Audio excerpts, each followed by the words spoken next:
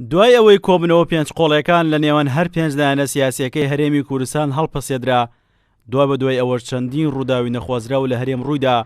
بۆیە هاوڵاتیانی هەرێمی کوردستان و چین و توێژەجیەکان لە ئێستادا داوا دەکەن بە زووترین کات هەر پێنج لایەنەکە دەست بکەنەوە بە گفتوگۆ و دانوستانەکانیان، بەڵام ئەم جارە لەسەر ئاستی باڵای هەر پێنج حیزبەکە بێت بۆ ئەوەی چارەسەرێکی بنەڕەتی بۆ ئەو کێشە و قەیرانانە بدۆزرێتەوە کە هەرێمی کوردستان تێی کەوتووە و ئەو دەستکەوتانەشی کە هەرێم بە خوێنی شەهیدان بەدەستی هێناوە لە پێناو بەرژەوەندی تەسکی حیزبایەتی لەبار نەبرێن. پێم باشە کۆبوونەوەکان بکرێنەوە، دەست پێ بکرێتەوە، بەردەوام بندانیشن، هەرچی گلەیی و ناکۆچیان هەیە لە ناوخۆیان باسی بکەن و من بە ڕاستیشی دەزانم ئەگەر یەکەم جار کۆبوونەوەکە لەسەر ئاستی کەسی یەکەمی حیزبەکان بێ، وەکو بڵدرێن کۆبوونەوەی لوتکە بێ. چین و توێژەجیەکانی هەرێمی کوردستان داواش لە لایەنەکانی هەرێمی کوردستان دەکەن کە لەبەری زمانی زبر و تund و تیژی زمانی گوڵ لە بەرامبەر یەکتری بەکار بهێنن، ئەوش لە پێناو پاراستنی بەرژەوەندی کۆمەڵانی خەڵکی کوردستان، چونکە لە ئێستادا خەڵکی کوردستان بەهۆی ئەو هەموو قەیرانانەوە ماندوو بووە و بەرگەی قەیرانێکی دیکە ناگرێت. خۆی لە دنیادا دوو زمان هەیە بە سەراحەت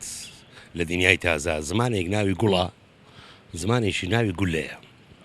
بەڵام چرخی تازە و کە چرخی عولەمە و چرخی تەکنۆلۆژیایی خۆشڵە و چرخی ئازادی گەلان و چرخی لی تێگەیشتە، بێگومان زمانی گوڵ لە زمانی گولە زۆر هەزارە شارستانی تر و جوانترە. ئەمە نیگەرانین بە وەزای کە ئێستا دەبینی پێ حیزبەکە لە ناو خۆیان ناکۆکن، بەس ئومێدەوارین کە لەمە دوای ینی تێبەفکرن کە کوردستان وەزعی ناسکی هەیە، خاستن بۆ وەزعەکانی دەوروبەر و ئیقلیمی و ئەو شتانە تاسیرمان لێ دەکاتن و